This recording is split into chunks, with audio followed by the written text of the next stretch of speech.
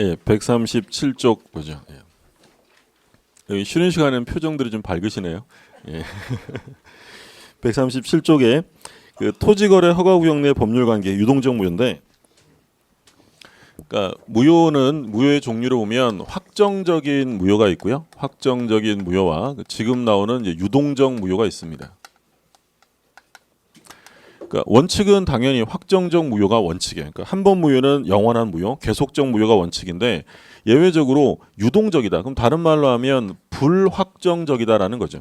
그러니까 지금은 무효인데 유효로 변할 가능성이 있다라는 거예요. 그게 이제 유동적 무효인데, 대표적으로 어떤 거 봤냐면 조금 전에 우리가 무권대리인 법률행위 봤습니다. 무권대리인의 법률행위. 그럼 무권대리인이 법률행위를 하면 본인에 대하여 효력이 없다라고 했어요. 무효예요. 근데 본인이 추인하면 어떻게 되냐면 소급해서 유효가 되죠. 그러면 무권대리인 법률행위의 효력은 확정적이에요, 유동적이라는 거예요. 유동적, 유효가 될 수 있다는 거예요. 지금부터 나올 중요한 내용이 토지거래 허가구역에서 유상의 법률행위. 그러니까 유상이라는 건 이제 대가가 있는 법률행위를 말해요. 그러니까 대가가 있는 법률행위를 했다면 이때는 당연히 뭘 받아야 돼요? 허가를 받아야죠. 보통 이제 뭐 어떤 지역을 개발한다 이러면 가장 먼저 그 지역을 토지거래 허가구역으로 묶어요. 투기 방지를 위해서. 그러면 그 지역에서 예를 들어 매매 계약을 한다 이런 거 하려면 허가를 받아야 되고요. 허가를 받지 않고 계약을 하면 그 계약은 무효입니다. 근데 허가를 안 받고 계약을 했는데 나중에라도 허가를 받으면 이건 계속 무효가 돼요, 유효로 되는 거예요. 유효로 바뀌겠죠. 그럼 이런 것도 확정적이 아니라 유동적 무효. 물론 요거는 이제 우리가 공법 시간에 국토의 계획 및 이용에 관한 법률에서 자세하게 이제 공부를 하실 텐데, 그러니까 민법에서 보는 건 사법상의 개념, 당사자 거래가 유효냐 무효냐 그 개념만 보는 거예요. 그럼 요 내용들을 볼 텐데요. 사례를 들어서 보면 갑이라는 사람과 을이라는 사람이 갑이 소유하고 있는 토지에 대해서 매매 계약을 체결합니다. 그래서 을이 갑에게 계약금을 지급했고, 그리고 중도금 주는 날짜, 그리고 잔금일과 등기 제공일을 약속을 합니다. 근데 이게 만약에 일반 토지였다. 그럼 일반 토지면 을이 갑에게 약속한 날에 중도금 지급을 안 하면 이건 뭐가 되는 거냐면 채무불이행이 돼요. 그러니까 채무 있는 사람이 이행을 안 하는 것을 우리가 채무불이행이라고 불렀죠. 그러면 갑은 계속 기다릴 수 없으니까 얘가 대금 안 주면 계약을 일방적으로 소멸시킬 수 있는데, 그걸 우리가 뭐라고 불렀냐면 계약의 해제라고 불렀어요. 여기서 돈 안 주면 취소한다라고 하면 돼야 안 돼? 안 돼요, 그죠? 우리 이제 배운 사람답게 취소는 언제만 한다고? 재착사 이때만 하는 거고, 채무불이행 때는 취소가 아니라 계약을 뭐 한다고요? 해제한다. 앞으로 많이 듣게 될 용어예요. 가끔 이제 처음 공부하시면 이런 용어들이 생소하니까 그 법률 용어 사전 같은 거 이렇게 구해다 보는 게 좋으냐 가끔 이렇게 질문하시는데, 그런 거 안 보셔도 돼요. 그거 보면 더 어려워요. 예. 해제를 몰라서 해제를 찾아봤더니 뭐라고 나오냐면 이행지체, 이행불능, 불완전 이행 등의 채무불이행으로 인해서 계약을 일방적으로 소멸시키는 제도며 그 효과로는 소급표, 원상회복 등이 나와요. 더 찾아봤더니 모르는 단어가 5개 더 나와요. 마치 우리 옛날에 그 학교 다닐 때 그 영영사전 있잖아요. 이거 봐야 폼나는 것 같아요. 그래서 영영사전 봐서 모르는 단어 찾아봤더니 해설해 놓은 게 모르는 단어가 더 많이 나오잖아요. 예. 저만 그런 거예요? 예. 그러니까 용어 사전 같은 건 안 보셔도 되고요. 그러니까 우리 영어 공부할 때도 영어 단어는 문장 속에서 이해해야 한다는 것처럼 마찬가지예요. 이것도 그냥 계속 반복해서 보시다 보면 이때 이런 말을 쓰는구나 하는 것이 더 개념적으로 이해가 잘 쉬우니까. 그래서 나중에 해제는 공부할 건데, 그럼 어찌되었든 이 을이 이행을 안 하면 계약을 해제한다. 이게 일반 거래에서 발생하는 거예요. 근데 이제 문제는 이게 일반 토지가 아니고요, 토지거래 허가구역이었어요. 자, 그럼 허가구역인데 허가를 받지 않고 매매 계약을 했다면 현재 이 매매 계약은 무효입니다. 허가가 없으니까. 그래서 이 토지와 관련되어서 이 거래 계약상의 효력은 무효가 돼요. 그러니까 거래 계약과 관련해서는 아무런 효력이 없다. 그럼 바꿔서 얘기하면 을은 갑에게 대금 지급할 의무가 없고요, 갑도 등기 제공할 의무가 없는 상태예요.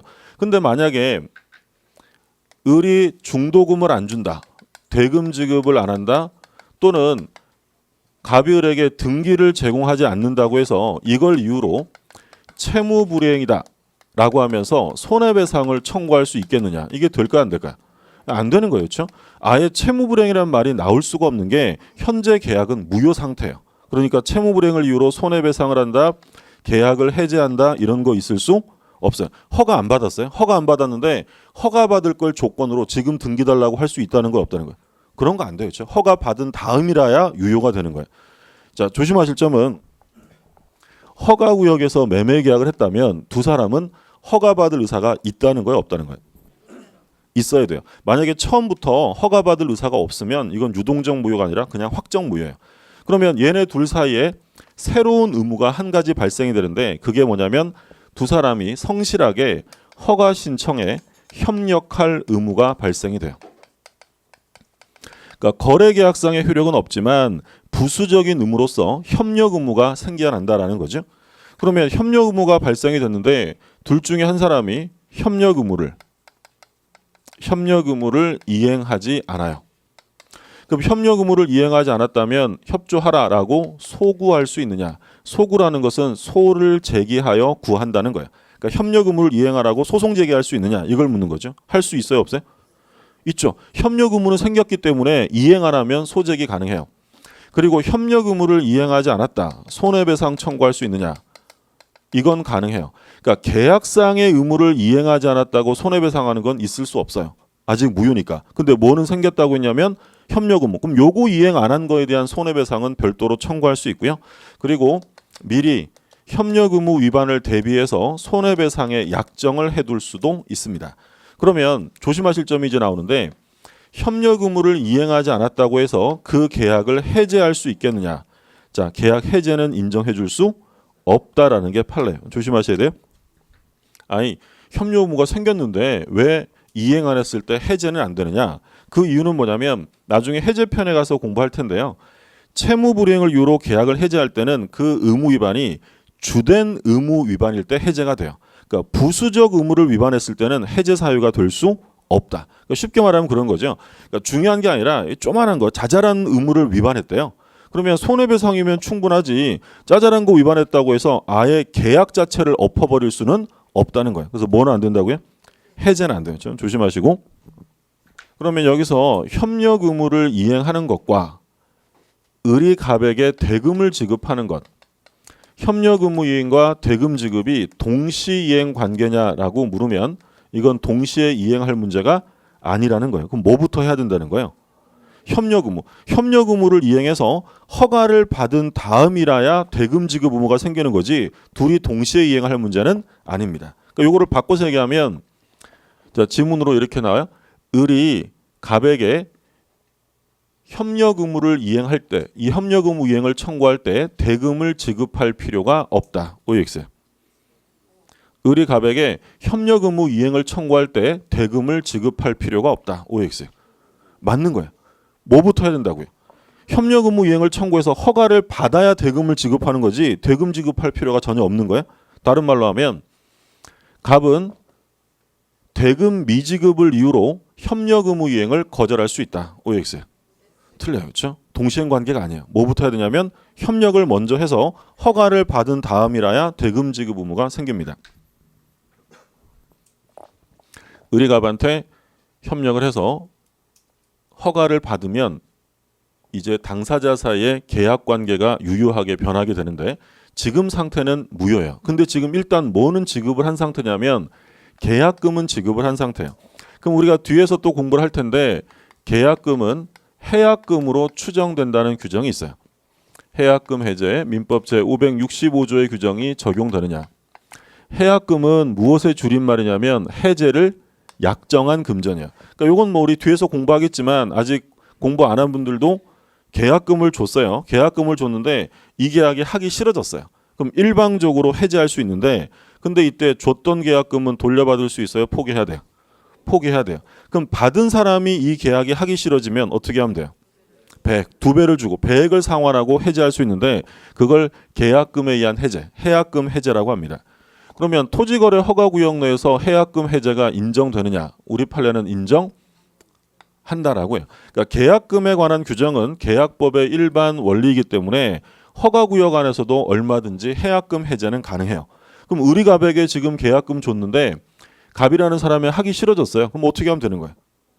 2배 주고 해지할 수 있다는 거예요. 유동적 무효 상태에서도 계약금에 의한 해지는 얼마든지 할 수 있다라는 게 판례고.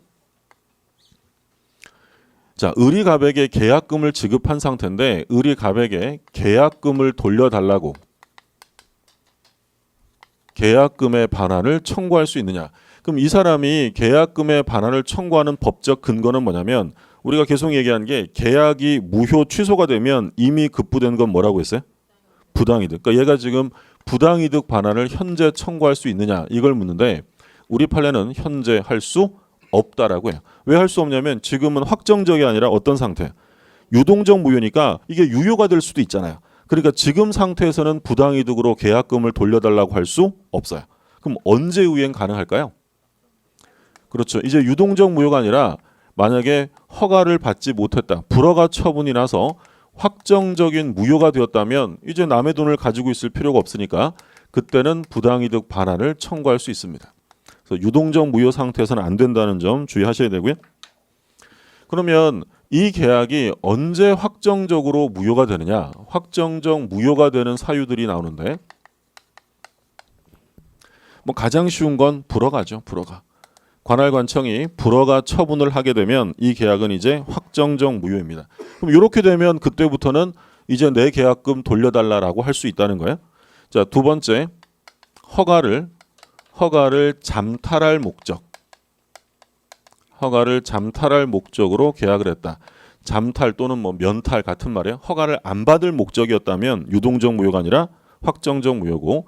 세 번째, 허가받을 의사가 없다. 허가받을 의사가 없음이 명백해졌다. 그러니까 처음에는 허가를 받을 생각이었는데 나중에 보니까 얘들은 허가받을 의사가 없어요. 그게 명백하다면 확정적 무효가 되고. 4번에 정지 조건의 불성취가 확정된 경우에 불성취가 확정되었다. 이렇게 되면 확정적 무효.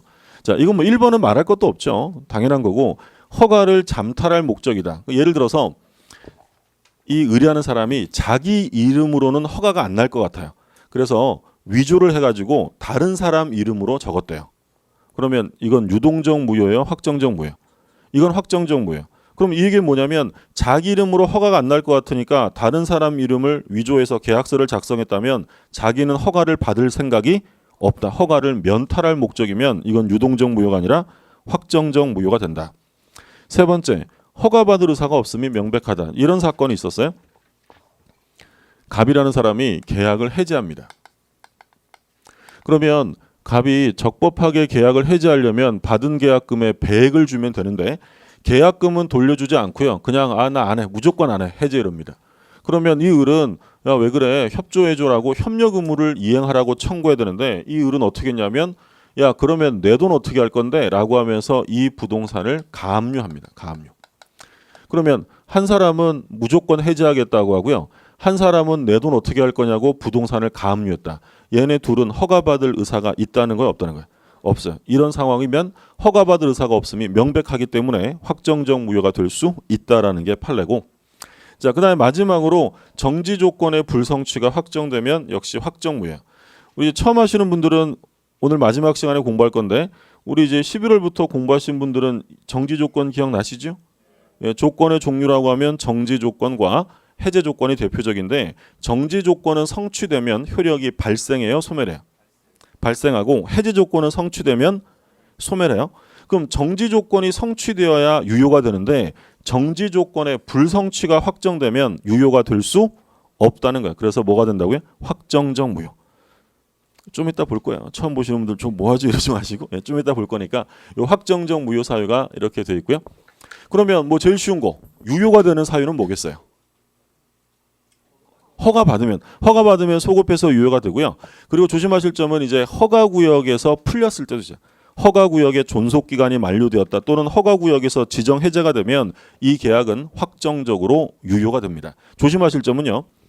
풀리면 무조건 유효가 되는 것이지 원래 허가구역 안에 있었기 때문에 입법 취지상 나중에라도 허가를 받아야 한다라고 하면 오해엑스예요? 틀려요. 꼬드기는 지금 다 틀리고 허가구역에서 풀리는 순간 그 계약은 확정적인 유효가 되는 거예요. 자, 교재 한번 볼게요.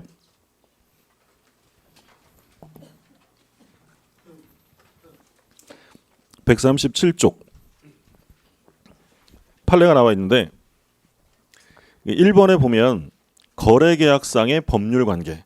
그러면 지금 허가구역인데 허가 안 받았다. 거래계약상의 법률관계는 현재 효력이 어떻다고 했어요? 무효예요. 무효. 제목만 보시면 돼요. 제목 1번에 보면 그러면 계약상의 이행을 청구할 수 있느냐? 할 수 없죠. 무효니까 불가라고 돼 있고 2번 계약 위반을 이유로 해제나 손해배상 청구를 할 수 있느냐? 할 수 없어요. 무효니까 3번 계약금 반환 청구할 수 있느냐? 지금 돼야 안 돼요? 안 돼요. 유동적 무효 상태에서는 불가. 언제부터 가능하다고 했냐면 확정적 무효가 되어야 가능합니다. 4번 해약금 해제 할 수 있어요? 없어요? 있죠. 포기하거나 배액사항 안 하고 해제하는 건 허가구역에서도 할 수 있다라고 했고요. 자, 5번, 6번 뒷부분은 지금 안 보셔도 돼요. 심화과정 가서 한번 보면 되고 자, 그 다음에 138쪽에 2번 보면 협력 의무의 발생이에요. 자, 거래관계의 효력은 없는데 거래계약의 효력은 없는데 협력 의무는 생긴다고 했죠. 1번 그래서 협력 의무를 소구할 수 있느냐? 할 수 있어요. 가능하고 2번 협력 의무 위반을 이유로 한 손해배상 청구되느냐? 할 수 있어요. 협력 의무 위반이니까. 그리고 4번에 보면 협력 의무 위반을 대비해서 손해배상의 약정을 해두는 것도 가능해요. 근데 조심하시라고 한 거 3번 보세요. 협력 의무 위반을 이유로 한 해제가 되느냐? 해제는 돼야 안 돼?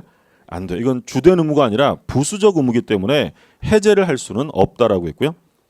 그 다음에 오른쪽에 5번 보면 대금 지급과의 동시행 관계는 부정돼요. 뭘부터 해야 된다고 했냐면 협력 의무를 먼저 이행해야지 동시에 이행할 문제는 아니고 자 6, 7번은 지금 안 보셔도 돼요. 그 다음에 확정적 무효가 되는 거 1번 불허가 2번 허가를 배제하거나 잠탈하는 내용 다음 페이지 3번 토지거래 허가 신청을 하지 않기로 하는 의사표시를 명백히 한 경우 4번 허가받기 전에 정지 조건의 불성취가 확정된 경우 확정적 무효사이고 그러면 4번에 보면 유효가 되는 경우 1번 허가구역의 지정해제 조심하시라고 한 건 셋째 줄에 뭐라고 돼 있어요? 나중에 행정청으로부터 허가를 받을 필요 없이 확정적으로 유효가 된다. 그러니까 풀리는 순간 그 계약은 확정 유효지 후속적인 절차 같은 건 없어요. 그 다음에 2번 허가를 받은 경우 소급해서 유효가 된다. 그러니까 뭐 지금 되게 뭐 책으로 보면 양은 많지만 이 내용만 이해하시면 지금 여기까지 본 거면 웬만한 시험 문제는 다 풀어요. 근데 아직 우리가 안 본 판례들은 심화과정 가서 볼 건데 이 정도 판례는 잘 정리해 두셔야 돼요. 5번 시험에 올해 시험에 출제가 됐는데 오른쪽에 기출문제 한번 볼게요. 갑은 토지거래 허가구역 내 자신의 토지를 을에게 매도하였고 곧 토지거래 허가를 받기로 하였다. 자, 옳은 것입니다. 현재 유동적 무효죠. 기억. 갑과 을은 토지거래 허가 신청 절차에 협력할 의무가 있다. 그렇죠. 협력 의무는 있어요. 맞고 니은. 갑은 계약상 채무 불이행을 이유로 계약을 해지할 수 있다. 틀렸죠. 거래계약의 효력은 없어요. 그 다음에 딕은 계약이 현재 유동적 무효 상태라는 이유로 을은 이미 지급한 계약금 등을 부당이득으로 반환 청구할 수 있다. 돼야 안 돼요? 안 돼요. 언제가 돼야 된다고 했어요? 확정 유동적 무효는 안 되죠. 그 다음에 릴. 을은 토지거래 허가가 있을 것을 조건으로 하여 갑을 상대로 소유권 이전 등기 절차 이행을 청구할 수 있어요? 없어요? 없죠. 허가 받은 다음에 해야지 허가 받을 거 조건으로 등기 달라라고 할 수는 없다라는 거예요. 그럼 옳은 지문은 뭐하고 뭐였어요? 기억하고 니은인가요? 니은이? 네. 정답이 잘못됐나요? 3번이죠. 3번. 예. 그럼 해설도 왜 이렇게 됐을까요? 예. 해설도 그러면 2번의 해설은 맞는데 5가 아니라 뭐라고 해야 돼요? X. 2번에 니은의 5가 아니라 X라고 해야 되겠죠? 무리를 이렇게 죄송합니다. 예. 그러니까 지금 해설은 맞는데 그 밑에 니은에 보면 니은에 뭐라고 되어 있어요? 5가 아니라 X라고 해야죠. 그렇죠? 5라고 잘못되어 있어요. 그래서 옳은 지문은 기억하고 리을이 옳은 지문이에요. 답은 1번이 아니라 3번으로 돼요. 3번. 기억과 리을. 일단 뭐 문제는 이 정도 수준으로 출제가 된다라고 생각을 하시면 돼요. 자, 그 다음에 이제 나오는 게 일부 무효가 나오죠. 일부 무효 137조에 별표 하나 해두세요.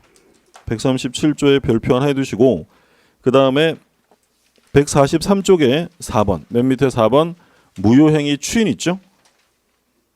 143쪽에 맨 밑에 4번 무효행위 추인의 별표 2개 해두세요.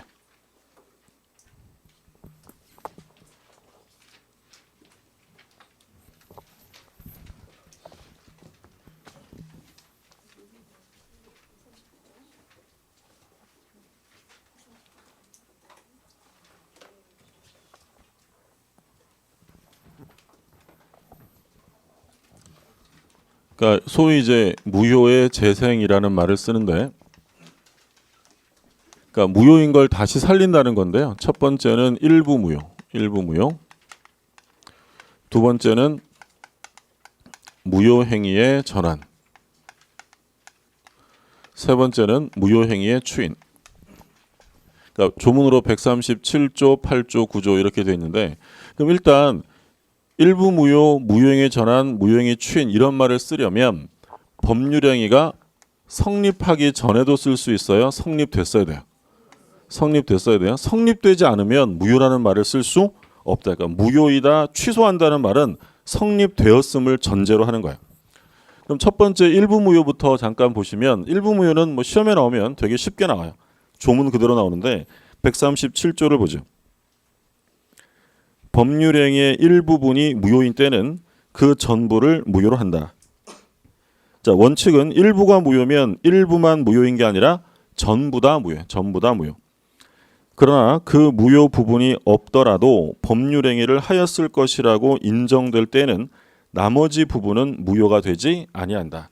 그러니까 예외적으로 나머지라도 유지하겠다는 당사자의 가상적 의사가 있으면 일부는 유효로 인정을 해주겠다는 거죠. 다음 페이지 보세요.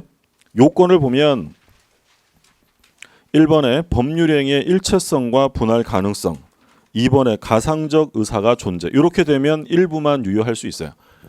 자, 간단하게 보면 이런 거예요. 갑이 을하고 자기가 소유하고 있는 A 토지랑 B 토지를 한꺼번에 팔기로 매매 계약을 했다. 그러니까 매매 계약이 두 개라는 거예요, 하나라는 거예요. 한 번에 계약을 한 거예요. 근데 계약을 했는데 나중에 봤더니 A 토지에 무효 사유가 있었대요. 그럼 요 무효 사유가 있으면 원칙적으로 A 토지만 무효예요? 전부 무효라는 거예요. 전부 무효라는 거예요. 그게 원칙이에요. 그런데 일체성을 띠고 그리고 소위 가분성, 분할될 수 있고요. 세 번째, 당사자의 가상적 의사가 있으면 일부분만 유효가 될 수도 있다. 그럼 요 요건은 뭘 의미하냐면 지금 무효인 부분과 유효한 부분이 한꺼번에 계약이 이루어졌을 것. 만약에 A 토지는 2월 1일 날 계약하고요. B 토지는 4월 1일 날 계약을 했대요. 그러면 이건 일부 무효란 말이 나올 수 있어요, 없어요? 없어요. 이건 계약이 두 개인 거예요. 그래서 한꺼번에 이루어지고, 두 번째, A 토지와 B 토지가 구별될 수 있어야 되고요. 세 번째는 가상적 의사, 즉 A 토지가 무효인 걸 알았더라면 B 토지만이라도 거래했었을 것이다라는 당사자의 가상적 의사가 인정되면 이때는 B 토지는 무효가 아니라 유효가 된다라는 거예요. 무슨 의미인지 아셨죠? 원칙은 전부 무효인데 요건을 갖추면 일부만 유효가 된다. 갑이랑 을이랑 갑이 소유하고 있는 토지와 건물에 대한 매매 계약이 체결이 되었습니다. 그런데 나중에 봤더니 이 토지가 허가구역 안에 있었어요. 그러면 허가 못 받았으니까 토지에 대한 매매 계약의 효력은 현재 무효 상태예요. 그러니까 이 을이 어떤 소송을 제기했냐면, 야, 이게 무효면 일단 건물만이라도 넘겨라 라고 건물만의 이전 등기를 청구한 사건입니다. 그러면 지금 을이 주장하고 있는 건 전부 무효라는 거예요? 일부만 무효라는 거예요? 일부만. 요건 유효하니까 요거만 넘기라는 거예요. 그럼 얘 주장이 타당하려면 이거 다 갖춰야 돼요. 그럼 일단 토지와 건물을 따로따로 계약했어요? 한꺼번에 했어요? 한꺼번에 일체적이고요. 그리고 토지와 건물은 하나입니까? 별개입니까? 별개예요. 그럼 이제 이건데 우리가 일반적으로 생각할 때 토지와 건물의 매매 계약을 같이 했다면 따로따로 넘기는 게 일반적일까요? 함께 이전합니까? 함께 이전해요. 그래서 우리 판례는 특별한 사정이 없는 한 건물만의 등기 청구는 허용할 수 없다라는 게 판례예요. 자, 교재 한번 보세요. 142쪽에 판례 박스가 있는데 전부 무효인 경우라고 돼 있죠. 그 끝에서 넷째 줄에요. 가운데 특별한 사정이 있는 경우에 하나요. 찾으셨어요? 예, 거기 보시면 특별한 사정이 있는 경우에 하나요. 토지에 대한 매매 거래 허가가 있기 전에 건물만의 소유권 이전 등기를 명할 수 있다고 보아야 할 것이고, 그렇지 않은 경우에는 토지에 대한 거래 허가가 있어 그 매매 계약의 전부가 유효한 것으로 확정된 후에 토지와 함께 이전 등기를 명하는 것이 옳을 것이다. 그러니까 우리 판례 입장은 지금 상태에서는 일부는 유효하다는 거예요. 전부 무효라는 거예요. 전부 무효. 허가 받은 다음에 다 넘어가야지 지금 건물만 등기를 청구할 수는 없다라는 거죠. 그 개념만 받으시면 되고요. 근데 뭐 시험은 뭐 어렵게 나오지 않아요. 일부 무효를 물어보면 거의 나오게 되면 법률행위가 일부가 무효이면 원칙적으로 일부만 무효이다. 이렇게 나오면 틀려요. 원칙은 뭐라고요? 전부 무효고 예외적으로 일부만 유효가 됩니다. 자, 그다음에 138조를 보죠. 무효인 법률행위가 다른 법률행위의 요건을 구비하고 당사자가 그 무효를 알았더라면 다른 법률행위를 하는 것을 의욕하였으리라고 인정될 때에는 다른 법률행위로서 효력을 가진다. 자, 법조문 표현이 좀 쉽진 않아요. 무슨 얘기냐면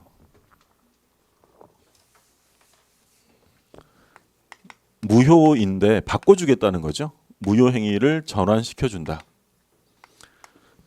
그러니까 무효행위 전환 파트는 뭐 크게 중요한 건 아니기 때문에 개념만 좀 이해하시면 되는데, 어떤 사람이 A라는 법률행위를 하려고 했는데 효력 요건을 갖추지 못해 무효가 되었다. 그러면 성립은 한 거예요, 안 한 거예요? 무효라는 말을 썼다는 건 성립한 거예요. 성립된 법률행위가 효력이 없는 거예요. 그런데 A를 하려다 보니 B라는 법률행위의 요건은 갖추게 되었고요. 얘랑 효력이 매우 유사해요. 그러면 A가 무효인 걸 알았더라면 B라도 했었을 것이다라는 당사자의 가상적 의사가 인정이 되면 A는 무효지만 뭘로 바꿔주는 거예요? B로 전환시켜준다. 이게 무효행위의 전환이에요. 그러면 A와 B 중에 어느 게 더 커야 될까요? A가 B를 포섭할 수 있는 관계, 이렇게 되겠죠. 그러니까 이제 그림으로 보면 이런 거예요. 제가 하려고 했던 A라는 법률행위가 유효하려면 이 요건, 노란색의 원의 요건을 갖춰야 돼요. 근데 제가 하다 보니까 요만큼밖에 못 갖췄어. 그럼 A로서는 유효해요, 무효해요? 무효, 못 갖췄잖아요. 근데 A를 하려다 보니까 우연하게 B라는 법률행위의 요건은 갖춘 거야. 근데 얘도 효력이 비슷하면 이건 무효지만 뭘로 인정해 준다고요? B로 인정해 준다. 그럼 어느 게 더 커야 돼요? A가 B를 포섭할 수 있는 관계여야 한다. 그래서 뭐 단적인 예로 드는 것이 타인의 자를 출생 신고했다. 그러니까 원래 출생 신고의 대상은 혼인 중에 자해야 합니다. 그러니까 갑과 을이 혼인 중에 아이가 태어나면 얘를 출생 신고하는 건데요. 근데 병과 정이라는 타인에서 A가 태어났는데 이 갑과 을이 병정의 동의를 얻어 얘를 출생 신고해버린 거예요. 그러면 이건 유효겠어요, 무효겠어요? 혼인 중의자가 아니니까 효력이 인정될 수 없어요. 근데 이 사람은 왜 이런 출생 신고를 했냐면 이 A를 자기 자식으로 키우고 싶어서 했겠죠. 그러면 이 사람들은 어떤 의사가 있는 거야? 그렇죠. 가슴으로 하는 출산, 입양. 출생 신고는 효력이 인정되지 않지만 입양으로 전환시켜 주겠다는 거예요. 또는 이번엔 타인의 자가 아니라 혼인 외의 자예요. 혼인 외의 자를 출생 신고했다. 그럼 혼인 외의 자도 혼인 중의 자가 아니니까 출생 신고 대상이 아니에요. 아니라는 거죠. 그러니까 타인의 자하고는 좀 다르다고 했죠. 타인의 자는 이게 완전 남의 집 자식인 거고요. 혼인 외의 자는 완전 남의 집 자식은 아니고 일부만 남의 집 자식. 이렇게 태어난 거 있잖아요. 그죠? 보통 혼외자 이런 말 하죠. 그러면 혼외자도 혼인 중외자가 아니기 때문에 출생신고 대상은 아닙니다. 근데 출생신고를 했다는 건 자기 자식으로 호적에 넣고 키우겠다는 거죠. 그러니까 요거는 이제 뭘로 바꿔주냐면 인지라고 해요. 인지. 그러니까 인지는 시험 범위는 아니고 요거는 이제 그 신분관계를 창설하는 행위예요. 그러니까 예를 들어서 제가 애가 있었는데 전쟁통에 헤어지고 뭐 십수년 만에 만났어요. 근데 왠지 땡기네. 봤더니 발가락도 비슷하고 해서 검사해봤더니 제 자식이에요. 그러면 제 호적에 넣어야 될 거 아니에요. 그때 지정하는 행위를 뭐라고 하냐면 인지라고 불러요. 인지. 이미 인지고 물론 강제 인지도 있어요. 강제 인지라는 건 아버지가 놔놓고 모른 척하는 경우도 있죠. 아버지 좀 만납시다. 그래서 피 좀 뽑아요. 그래서 피 좀 뽑아가지고 친생자 확인의 소를 해가지고 그 호적에 자기가 들어가는 거 강제 인제. 그런 경우는 보통 이제 상속 문제가 될 때 생기는 경우. 어쨌든 시험 범위는 아닌데 개념만 이해하시면 돼요. 하나만 더 보죠. 비밀 증서 유언이 있어요. 비밀 증서 유언이 무효다. 자필 증서 유언으로 바꿔줍니다. 자필 증서 유언. 우리 유언은 앞에서 시험 범위는 아니지만 단들이 공부를 했는데 유언은 요식행위예요, 불요식행위예요? 요식행위죠. 그래서 유언은 비밀 증서, 자필 증서, 구수 증서, 녹음 증서, 공정 증서 5개 중에 한 가지를 선택해야 돼요. 근데 비밀 증서랑 자필 증서 유언을 보면 어떤 게 요건이 더 까다로울까요? 왠지 비밀스럽게 하는 이게 좀 까다롭게 보이죠. 그러니까 까다롭다 보니까 한두 가지 빠질 수도 있잖아요. 그럼 그 유언은 요식행위니까 요건을 못 갖췄으니까 유효예요, 무효예요? 무효예요. 근데 뭐로 바꿔줘요? 자필 증서. 그러니까 비밀 증서 유언은 어떻게 해야 되냐면 자기가 유언을 취지를 이제 기술하고요. 나중에 서명 날인하고 봉투 사서 엄봉 날인하고 성인 2인 이상의 면전에 제시하여 유언의 취지를 각각 설명하고 모두의 서명 날인을 받아야 돼요. 길잖아요. 숨차기죠. 그럼 이 긴 요건이 있는데 보통 일반 사람들이 법을 공부하지 않은 사람들이 하다 보면 한두 가지 흠결될 수가 있죠. 그 흠결되면 그 유언은 유효예요, 무효예요?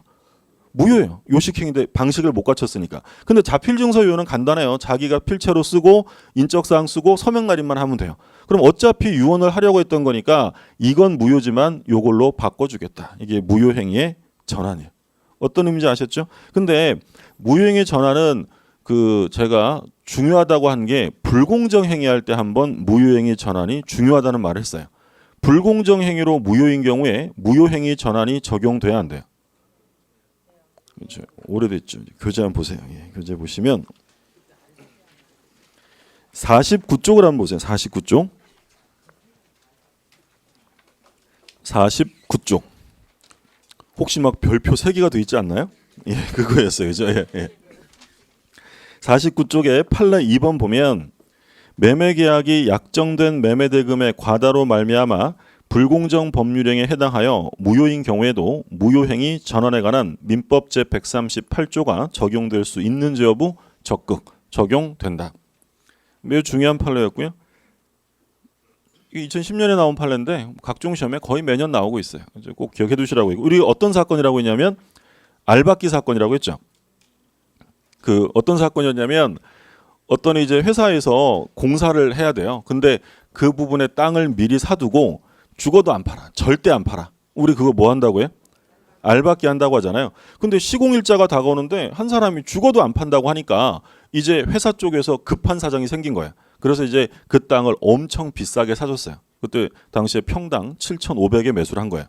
자, 그렇게 계약을 한 다음에 이 회사에서 바로 소송을 했어요. 이건 불공정 행위로 무효다. 우리의 급박한 사정, 궁박한 사정을 알면서 그걸 이용하여 폭리를 취했다는 거죠. 그러니까 우리 법원에서는 불공정 행위가 맞다, 무효다라고 판시해요. 근데 우리 판례가 이때 뭐라고 하냐면 무효인데 어차피 팔 거였다면 그 터무니없는 가격으로는 무효지만 가격을 좀 낮춰서 적정한 가격으로 변화시켜서 이 매매 계약을 유효한 계약으로 전환시켜 줄 수 있다라는 거예요. 무슨 말인지 아셨어요? 그러니까 그 터무니없는 가격은 불공정 행위로 무효지만 가격을 좀 낮춰서 유효한 매매 계약으로 바꿔주겠다. 그게 바로 무효행위 전환. 근데 이때 또 문제가 됐던 건 뭐냐면 이 알박기 한 사람이 법률적 지식이 좀 있었어요. 그래서 그 계약서를 쓰면서 어떤 합의를 함께 했냐면 부재소 합의를 함께 해요. 부재소 합의라는 건 뭐예요? 제소하지 않겠다는 거예요. 소송 제기하지 않겠다는 합의를 했다면 이 부재소 합의는 무효일까요? 유효할까요? 그것도 역시 무효예요. 자, 1번 판례 보세요. 1번 판례. 49쪽의 1번 판례. 매매 계약 등 쌍무 계약이 불공정 법률행위에 해당하여 무효인 경우 그 계약에 관한 부재소 합의의 효력. 괄호에 뭐라고 돼 있어요? 무효예요. 그렇죠? 부재소 합의까지도 무효다라는 게 판례입니다. 자, 이제 다시 돌아오셔서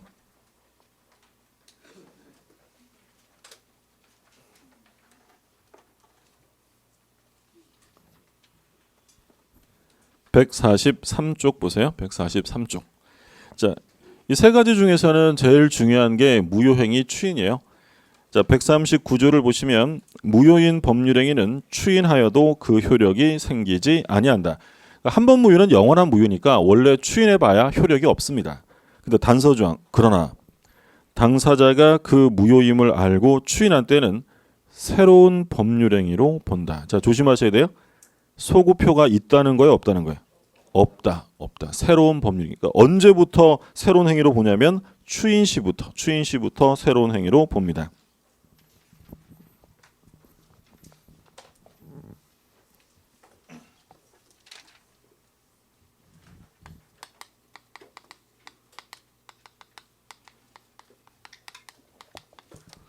무효행위를 추인하면 원칙적으로는 효력이 없다.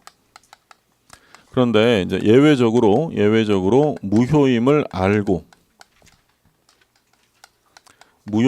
알고 추인하게 되면 이때 새로운 법률행위를 한 것으로 인정해 주겠다라는 거예요.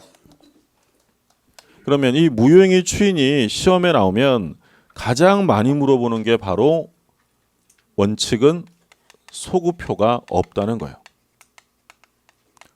그래서 무효임을 알고 추인했을 때 소급하여 유효가 된다라고 하면 틀려요. 추인 시부터 새로운 행위로 인정이 돼요. 그러니까 이제 새로운 이것만 보니까 또 시험에서는 또 좀 치사하게 뭐라고도 물어봤냐면 재작년에 무효임을 알고 추인하면 처음부터 새로운 행위를 한 것으로 본다. 이렇게 물어봤어요. 오해 X예요?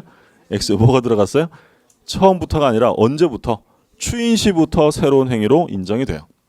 자, 그런데 물론 예외는 있어요. 예외적으로 소구표가 인정되는 건 당사자 약정으로, 그러니까 자기들끼리 소구표를 인정하는 건 다른 사람에게 피해가 없으니까 그건 가능해요. 그리고 무효인 신분행위나 무효인 소송행위 이런 경우에는 예외적으로 소구표가 인정된다라는 게 판례고, 근데 원칙이 제일 많이 물어보는 거예요. 소구표가 인정되지 않는다. 꼭 기억해 두시고. 자, 그 다음에 여기서 무효임을 알고 추인해서 새로운 행위를 만든다는 건 이 무효라는 것이요, 그 대상이 유동적 무효예요, 확정적 무효예요. 우리가 유동적 무효 아까 봤잖아요. 그 유동적 무효는 예를 들어 아까 무권대리인 법률행위 추인하면 새로운 계약으로 인정이 되어 그 계약이 소급해서 유효가 돼요. 소급해서. 유동적 무효라는 건 현재 무효 상태이지만 요건을 갖추면 그 계약 자체가 원래 유효한 계약으로 바뀌는 거예요. 근데 이거는 지금 그 계약이 원래부터 유효한 것으로 바뀌는 게 아니라 새로운 행위로 인정해 준다는 거죠. 그러면 이 무효라는 건 유동적 무효일까요? 확정적 무효일까요? 확정적 무효를 대상으로 합니다.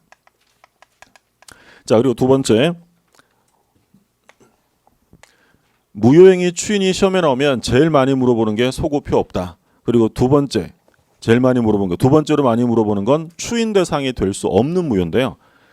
반사회적 103조, 104조 강행규정 위반 이런 건 절대로 추인 대상이 될 수 없습니다.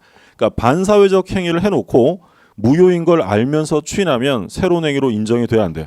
절대 안 된다는 거예요. 반사회적 불공정 행위, 강행법 위반 이런 것들은 추인 대상이 될 수 없다라는 점 매우 중요하고요. 그리고 추인할 때는 무효 사유는 모두 다 소멸되었어야 돼요. 제거가 되었어야 한다. 그러니까 추인할 때도 여전히 무효 사유가 남아 있다면 이런 경우에는 추인해서 새로운 행위로 인정될 수 없다라는 거예요. 자, 예를 들어서 이제 봅니다. 갑이 을한테 가장매매를 했어요. 가장매매로 부동산의 소유권을 이전해주고 을이 들어가 살고 있다. 그러면 가장매매의 효력은 통정호의 표시 때 봤죠? 유효예요? 무효예요? 요거 통정호의 표시는 무효. 그러니까 갑은 을에게 실제로 소유권을 넘겨줄 의사가 없으면서 표시했고요. 혼자 했어요? 짜고 했어요? 짜고 했다. 이게 가장매매였고 무효입니다. 근데 을이 이거 살아보니까요, 이게 참 마음에 들어요. 그러면 을이 이거를 진짜로 소유하고 싶으면 다시 만나서 매매계약서 쓰고 뭐 이런 거 안 해도 되고요. 두 사람이 무효인 걸 알고 뭘 하면 된다는 거예요.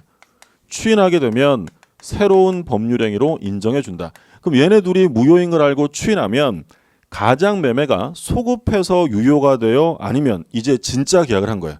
이제 진짜 계약을 한 것이지 옛날 가장매매가 소급해서 유효가 된다는 얘기가 아니다라는 거예요. 그러면 추인해서 새로운 행위로 인정받으려면 그 추인 당시에 갑이 을에게 실제로 소유권을 넘겨줄 의사가 있는 거예요, 없는 거예요? 그러니까 추인하면 이제 새로운 행위로 얘가 소유자가 된다고 했잖아요. 그러면 이 추인할 때 갑이 을에게 실제로 소유권을 넘겨줄 의사가 있는 거예요, 없는 거예요? 있어야 돼요. 만약에 실제로 그때도 소유권을 넘겨줄 의사가 없으면 여전히 가장매매일 뿐이에요. 추인해서 새로운 행위로 인정되려면 무효 사유가 남아 있으면 안 돼요. 바꿔서 얘기하면 추인하여 새로운 행위로 인정이 되려면 추인 시에 갑의 의사와 표시가 불일치해도 돼요, 일치해야 돼요? 일치해야 돼요. 무효 사유가 있어서는 추인해봐야 효력이 인정이 되지 않습니다. 그게 이제 원칙이에요. 근데 이 을이 이 집에서 계속 살고 있었잖아요. 그러면 갑이 을한테 이제 부탁을 한 거겠죠. 내가 상황이 이러니까 네 거인 것처럼 네가 들어가 살아주라. 그럼 여기 세금 나왔을 거야. 그럼 이 세금은 누가 냈을까요? 당연히 갑이 내줬겠죠. 얘가 부탁을 한 거니까. 그러니까 이제 얘들이 뭐라고 하냐면 좋다. 그러면 네가 이제 새로운 계약으로 소유자가 된 거니까 네가 살았을 때부터 나왔던 세금은 네가 내는 걸로 하자라고 합의합니다. 원래부터는 추인 시부터 나온 세금을 얘가 내야 되잖아요. 그때부터 소유자가 된 거니까. 근데 그 전에 나온 것도 얘가 내기로 합의했대요. 그럼 당사자 사이에 추인하면서 둘 뭘 부여한 거예요? 약정으로 소구표를 부여한 거예요. 무슨 말인지 아셨어요? 그러니까 원래는 소구표가 없어요. 소구표가 없는데 다른 사람을 침해하지 않는 범위 내에서는 자기들끼리 약정으로 소구표를 인정해 주는 건 가능하다라고 했고요. 자, 무효인 신분행위. 어떤 판례가 있었냐면 그 기아 사건이에요. 버려진 아이. 그러니까 3살 난 아이가 버려져 있었는데 그 아이를 데려다가 키웠습니다. 근데 이제 그때 당시에 지금은 좀 법이 좀 달라졌지만 그때 당시에는 그 버려진 아이를 입양하면 문제가 생기는 게 뭐냐면 입양의 요건 중에서 그 입양되는 아이의 부모 동의가 있어야 돼요. 그러니까 15세 미만의 자를 입양할 때는 그 아이의 동의, 부모 동의가 있어야 되고 15세 이상의 자가 입양할 때는 지가 들어가면 돼요. 동의하고 들어가면 되는데 근데 버려진 아이를 주워와서 키웠대요. 이 입양은 유효일까요? 무효일까요? 무효예요. 뭐가 없으니까. 걔 부모 동의가 없잖아요. 그 이 무효인 입양인데 얘가 무럭무럭 자라서 15세를 넘깁니다. 그러면 15세가 됐으니까 얘가 무효인 입양을 스스로 뭐 할 수도 있어요? 추인할 수도 있어요. 무효인 입양일을 추인하는 거죠. 그럼 추인하게 되면 얘는 추인 시부터 그 집 자식일까요? 주워왔을 때부터요. 주워왔을 때부터요. 생각을 해보세요. 추인했다고 그때까지는 그 집 자식이 아니었던 거고 지금부터라는 게 아니라 이건 당연히 처음부터. 그럼 뭐가 인정이 된다고요? 신분행위. 그래서 무효인 신분행위나 소송행위의 경우에는 소구표가 인정된다라는 게 판례예요. 예외적인 거고. 자, 그래서 조금만 더 보면 갑이 을에게 가장매매를 통하여 소유권 이전 등기를 해준 거야. 그러면 가장매매로 등기한 거니까 이 등기는 유효 등기가 아니라 뭐예요? 무효 등기야. 무효 등기. 그러면 을이 추인해서 이제 진짜 소유자가 된다면 원칙대로 하려면 무효 등기부터 어떻게 해야 돼요? 말소하고 새롭게 이전 등기를 해야 돼요. 그런데 등기부에 무효라고 써 있는 것도 아닌데 굳이 돈 들여가면서 말소하고 이전 등기를 또 할까요? 그냥 쓸까요?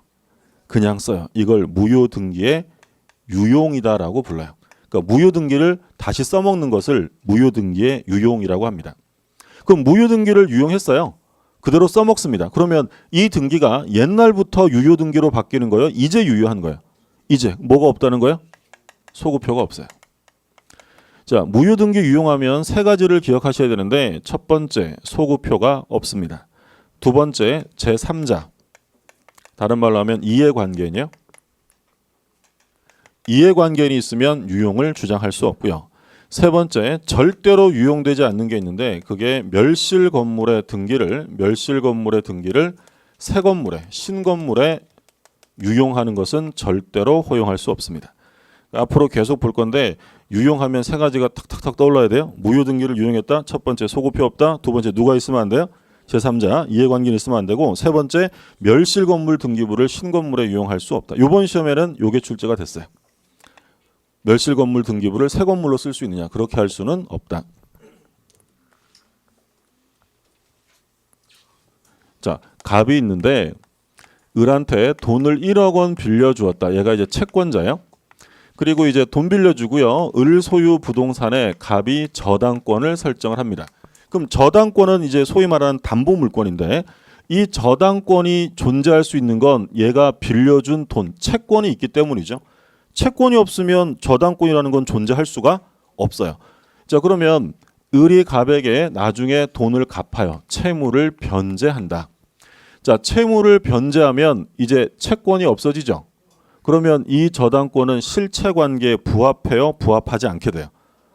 부합하지. 받을 돈도 없는데 저당권 등기가 있다는 건 실체관계에 부합하잖아요. 그러면 얘가 변제하는 순간 이 저당권은 바로 소멸하고 바로 무효 등기가 됩니다. 그러면 저당권이 소멸되는 시점을 물어본다면 저당권의 소멸 시점은 등기 말소 시예요? 변제 시라는 거예요. 변제하는 순간 저당권은 소멸되고 등기부에 남아 있어도 이건 유효 등기가 아니라 무효 등기가 돼요. 근데 이거 말소를 해야 되는데 안 하고 내버려 뒀어요. 그러다가 을이 갑에게 1억 원을 다시 빌립니다. 나중에. 그러면 원칙대로 하려면 이 저당권 어떻게 해야 돼요? 말소하고 새롭게 저당권 설정 등기해야죠. 근데 굳이 그렇게 안 합니다. 이거 그냥 써먹어요. 무효 등기를 뭐 하는 거예요? 유용한다. 지들끼리는 뭐 합의해서 하면 상관없어요. 근데 문제는 여기에 병이 있었어요. 후순위. 그러면 을이 갑에게 변제하는 순간 이 저당권은 소멸됐으니까 2순위가 1순위로 어떻게 돼요? 승진해요. 순위 승진되죠. 그러면 현재 등기부상 이렇게 돼 있어도요. 변제하는 순간 이제 1순위로 배당받아갈 사람은 누가 되는 거예요? 병이에요. 이건 무효가 됐잖아요. 근데 변제한 다음에 나중에 을이 1억을 또 빌리면서 뭐라고 하냐면 야, 너 다시 내려가 있어라. 우리가 이거 한번 또 써먹을게. 라고 하면 돼요? 안 돼요? 안 돼요. 누가 피해를 보는 거예요? 병, 제3자가. 그래서 유용은 자기들끼리 얼마든지 할 수 있는데 제3자, 이해관계인이 있으면 절대로 유용은 허용되지 않습니다. 두 번째 봤고, 세 번째. 제가 어떤 건물에 등기부가 있어요. 등기부가 있는데 그 건물을 철거하고 비슷하게 건물을 지었어요. 그러면 옛날 건물 등기부를 이 건물 등기부라고 사용하면 될까 안 될까요? 그건 절대로 안 돼요. 왜냐하면 아무리 비슷하게 지어도 구건물과 신건물은 동일물이 아니에요. 그렇기 때문에 멸실건물 등기부를 새 건물에 사용하는 건 절대로 허용할 수 없다. 이게 이제 나중에 등기법에 가면 공부하실 텐데요. 등기법에서 소위 뭐 표제부의 유용 이런 말을 쓸 거예요. 그런 건 허용되지 않습니다. 세 개요. 자, 유용하면 첫 번째 소구표가 없고요. 누가 있으면 안 돼요? 이해관계인 제3자 있으면 안 되고 세 번째 멸실 건물을 새 건물에 유용하는 건 허용하지 않습니다. 자, 문제 잠깐 볼까요? 145쪽에 그 144쪽에요. 일단 그 파란 글씨에 별표 2개 해두세요. 반사회적 불공정이 추인 안 된다는 거. 그리고 그 144쪽에 효과 원칙 비소구표에 별표 2개 해두세요. 원칙은 소구표가 인정되지 않고 추인 시부터 새로운 행위로 본다. 밑에 괄호 2번에 예외는 아까 말씀드린 것처럼 약정으로 할 수 있고요. 그리고 무슨 행위는 소구표가 있다고 했냐면 신분행위, 소송행위. 자, 오른쪽에 문제를 보면 추인하여도 효력이 생기지 않는 무효인 법률행위를 모두 고른 것은. 그러니까 추인해봐야 아무런 효력이 없는 거. 103조, 104조 찾으라는 거예요.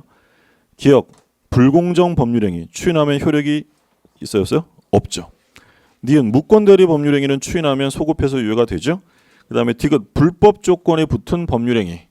반사회적 조건이 붙었죠. 추인하면 유효예요? 여전히 무효예요? 여전히 무효였죠. 리을, 통정오의 표시에 의한 임대차 계약.